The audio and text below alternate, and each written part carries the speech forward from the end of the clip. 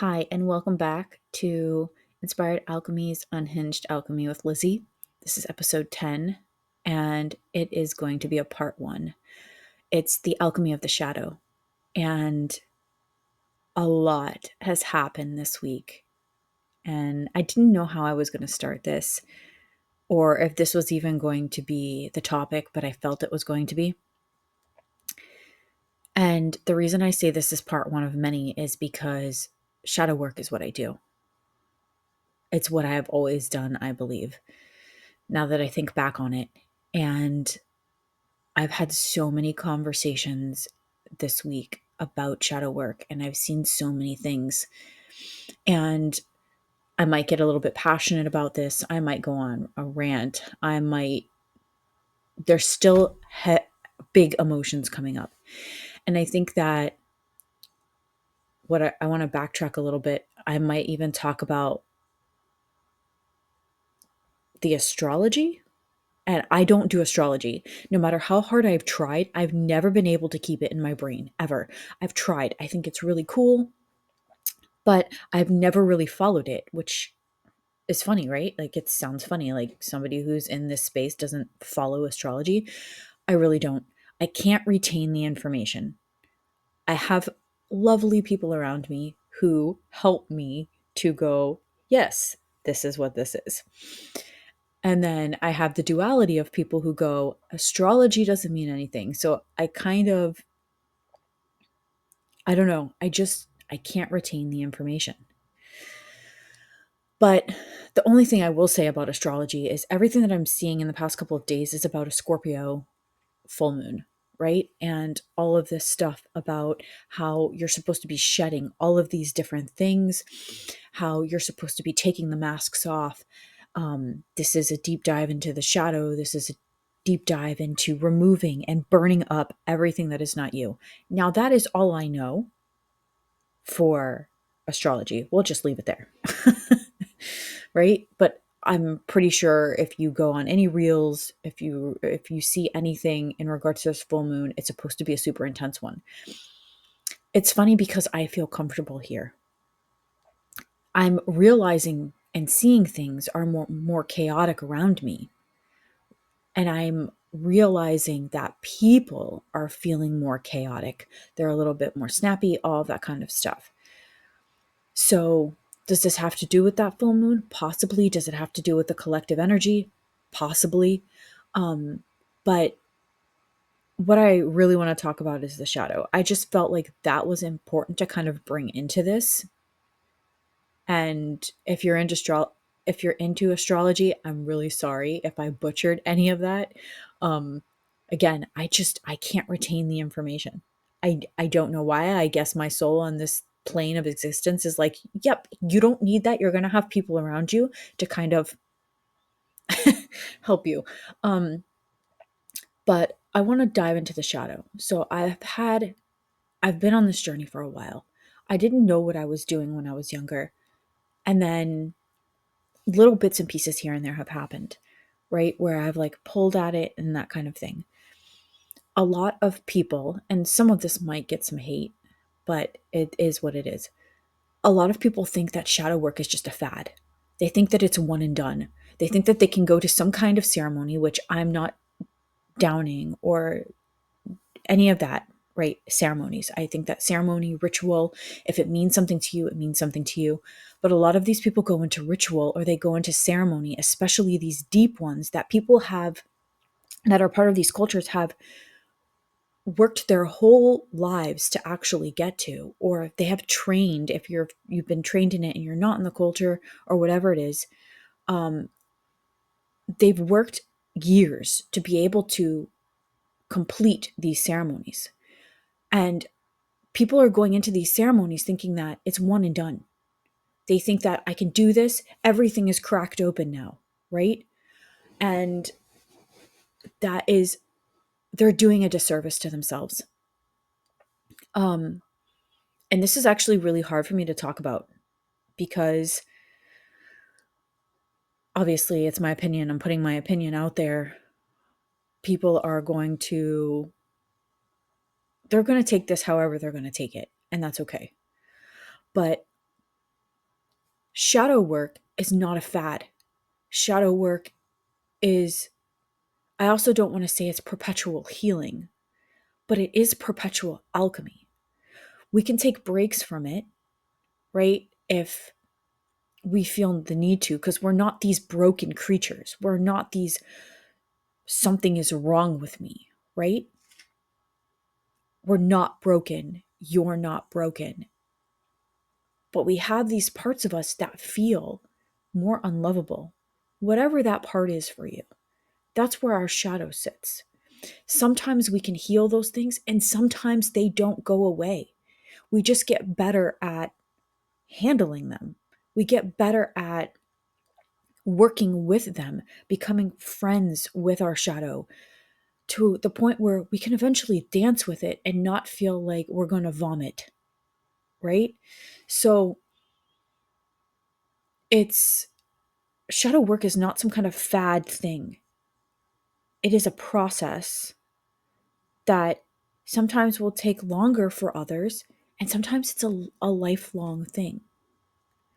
It's constantly telling yourself, I know that I felt unlovable here before, but I'm safe. And part of this is you have to work on your nervous system. Again, I don't know if any of this is going to be coherent, but it's what's coming to me now, so I feel like it's what needs to be shared. It's consistency. This is not, I'm going to do this one thing and then hope for the best and then come back a couple of years later and think that I'm healed because of this one thing that I did. While it can happen, there are layers to all of this. Just like Shrek says, it's like onions layers, right? Um, and it's messy. It can get really messy. And you can feel like you are in the thick of it at a time, especially if you're just coming into doing this kind of work. It's like I'm I am wide open. I am I am broken open. Everything is showing.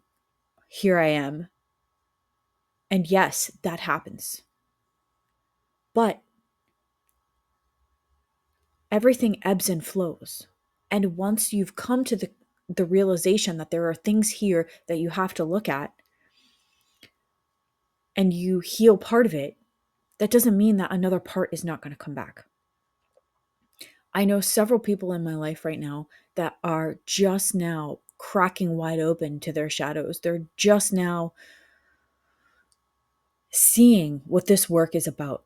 And it's messy and it's hard, and I get it. But there's consistency that's needed.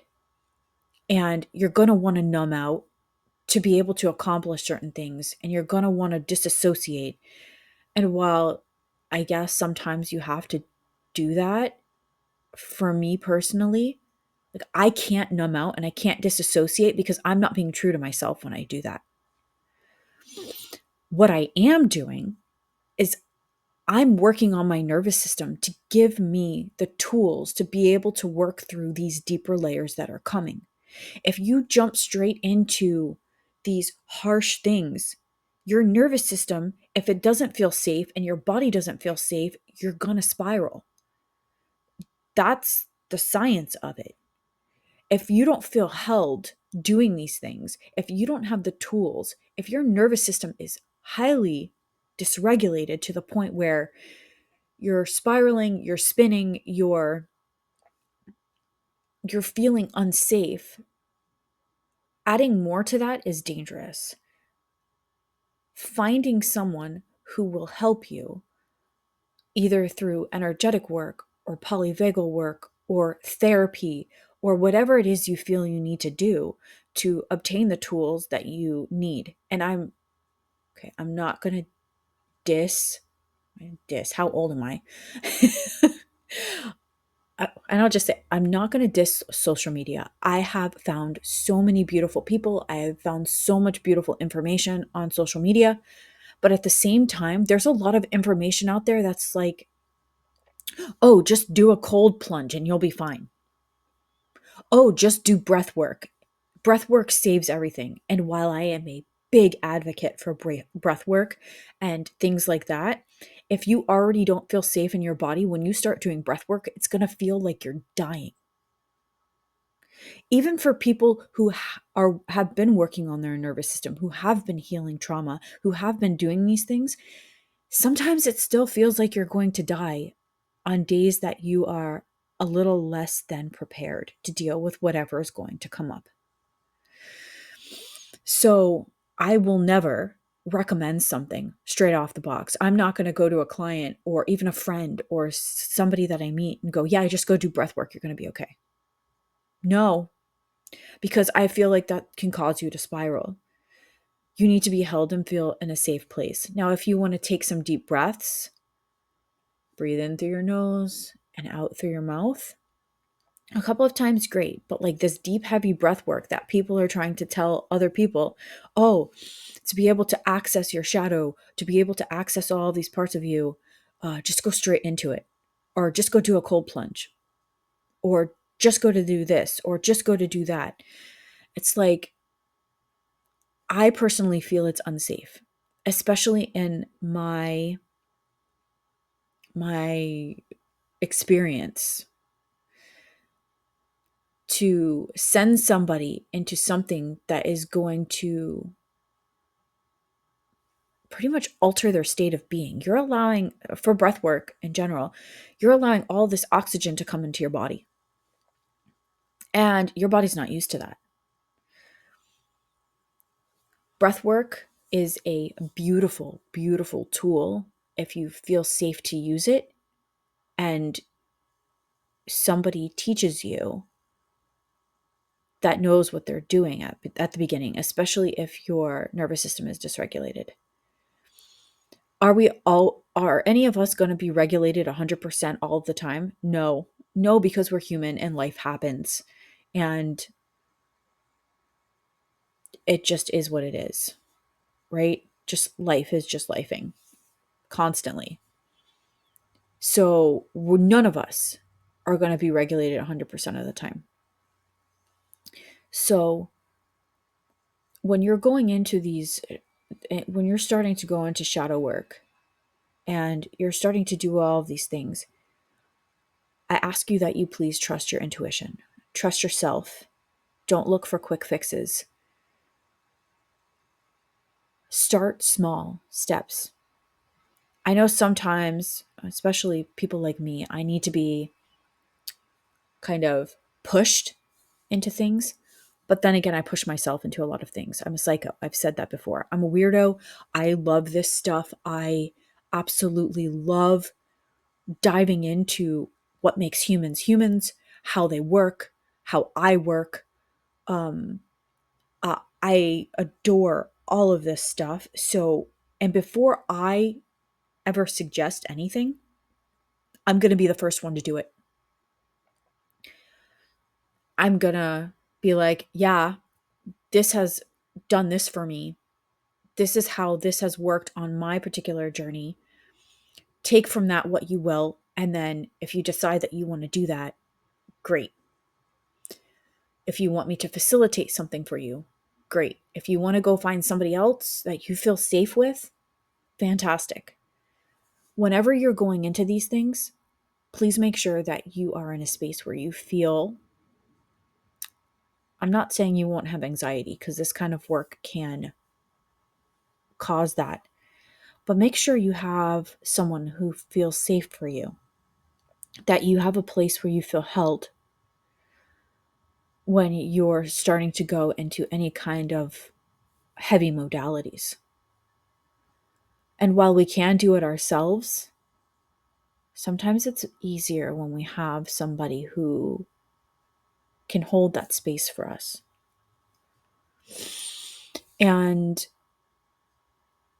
the takeaways that I hope after all this ranting, because, I'm in that passionate kind of space at the moment, because I had some deep conversations this morning as well.